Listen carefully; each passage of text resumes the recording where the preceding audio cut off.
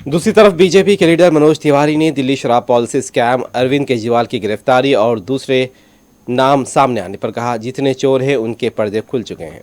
केजरीवाल ये चाहते हैं कि वो अंदर गए तो सभी को अंदर जाना चाहिए। तिवारी ने इंकशाफ किया कि विजय नायर जो पूरे इस स्कैम का सरगना है, उसने आतिशी सौरभ भारद्वाज का नाम लिया है, तो उनसे पूछताछ होनी चाहिए। देखिए, दिल्ली अच्छी तरह समझ रही है। एक अंग्रेजी में कहावत है कि थीव्स हैज़ बीन एक्सपोज्ड। जितने चोर हैं उनके पर्दे खुल चुके हैं। आतिशी जी को और सौरभ भारद्वाज जी को उनके मुखिया अरविंद केजरीवाल ने कहा कि भाई मैं अंदर जा रहा हूं तो ये लोगों को भी जाना चाहिए, क्योंकि विजय नायर इन लोगों को रिपोर्ट करता था। अब इसमें बीजेपी कहां आती है?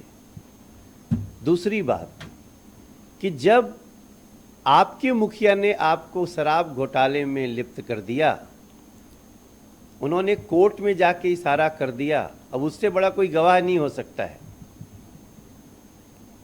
कि विजय नायर जो शराब घोटाले में एक प्रमुख कारक है, वो हमसे पहले आतिशी और सौरभ भारद्वाज को रिपोर्ट करता था।